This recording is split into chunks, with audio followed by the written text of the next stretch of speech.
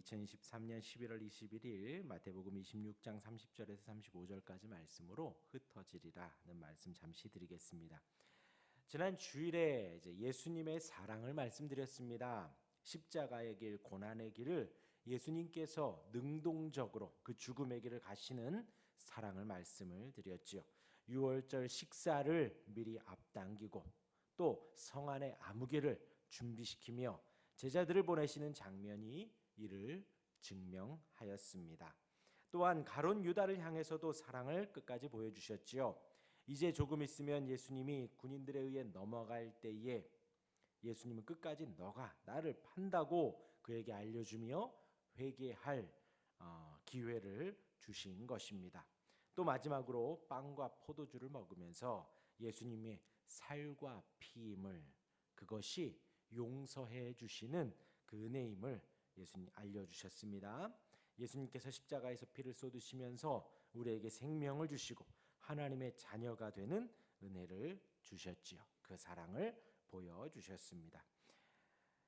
이제 이 가르침을 받은 제자들, 오늘 30절에 찬송하며 감람산으로 갔다라는 말씀이 30절에 기록되어 있습니다.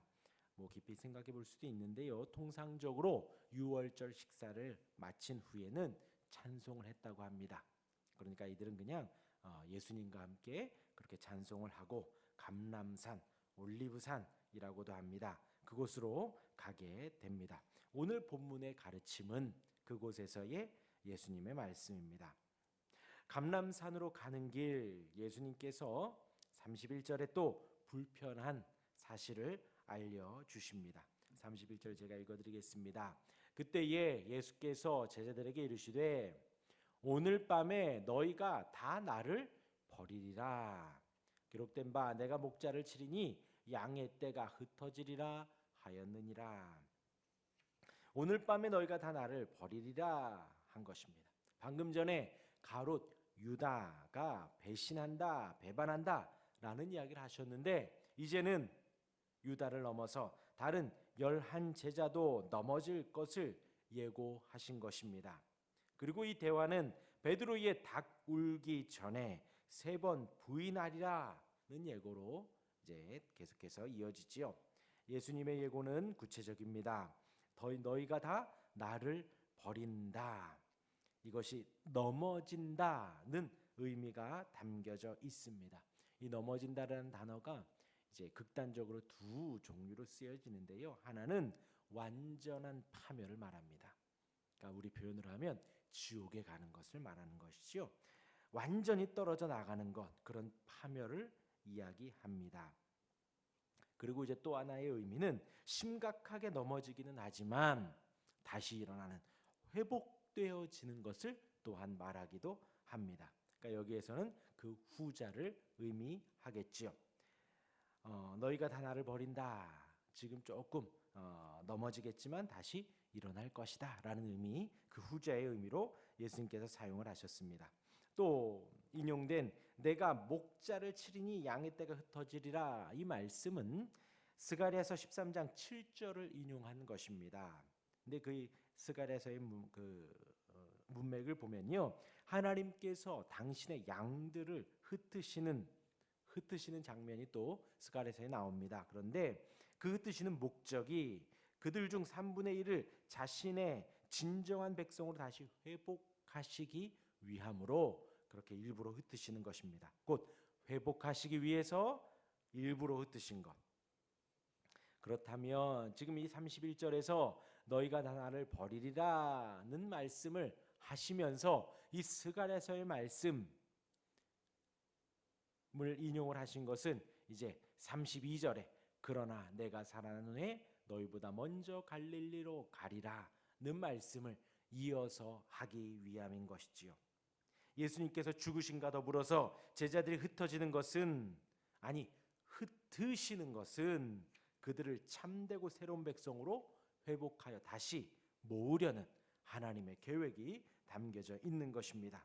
곧 32절에 예수님이 살아난 후에 너희보다 먼저 갈릴리로 가리라, 갈릴리에서 다시 만날 것을 알리시는 것이죠. 곧 그들이 두려워해서 실수하고 배신하지만 용서하시고 다시 만나줄 것을 이야기하신 것입니다. 너희보다 먼저 갈릴리로 간다.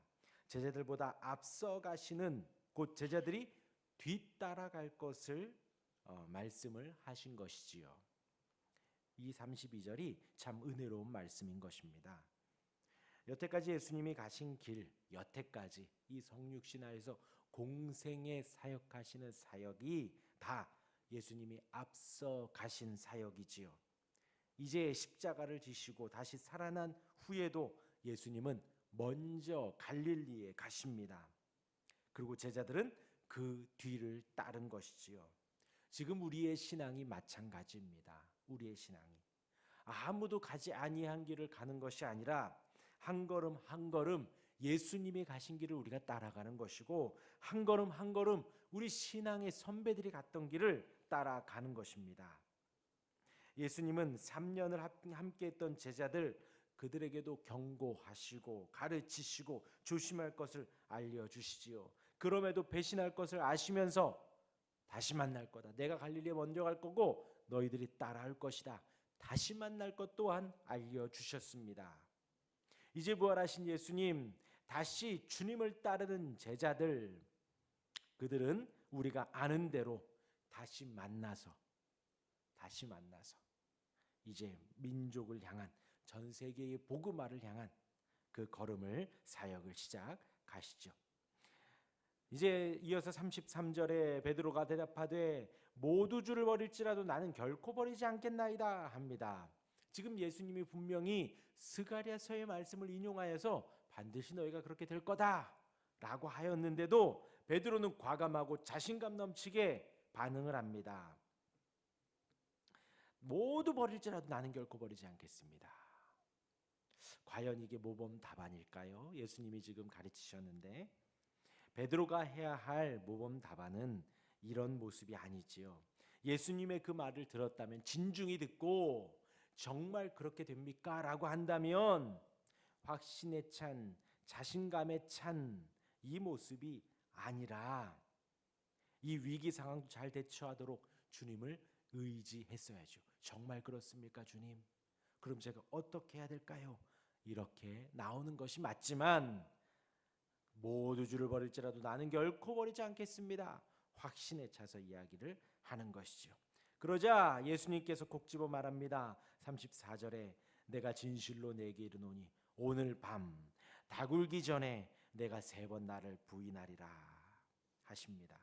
그런데 지금 오늘 밤 다굴기 전에 말씀 전에 뭐라고요? 내가 진실로 내게 이르노니, 내가 진정으로 말한다, 진짜야, 너 내 말 잘 들어라 하는 강조의 말씀이에요.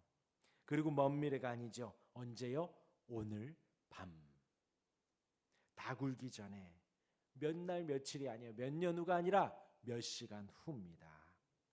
단순히 한 번 넘어지는 것이 아니라 3번 부인하리라. 하지만 35절에 베드로도 또 한 번 더 강조하지요. 베드로가 이르되 내가 주와 함께 죽을지언정 주를 부인하지 않겠나이다 하고 모든 제자들과 같이 말하리라. 그러니까 베드로가 주님과 함께 죽을 수도 있습니다. 이제 죽음에 대해서 베드로가 받아들인 거예요. 처음에 마태복음 16장에서 예수님이 고난과 죽음을 가르쳤을 때에는 베드로가 항변하였죠. 예수님의 멱살잡이를 했었다고 말씀을 드렸습니다. 이제 죽는 것은 베드로가 자체적으로 용납을 한 것이에요. 죽는 것은 이해가 되지만 죽을지라도 부인하진 않겠습니다. 결코 부인하지 않겠습니다. 그리고 베드로뿐만이 아니라 다른 모든 제자들도 이렇게 말하며 오늘 단락은 끝납니다.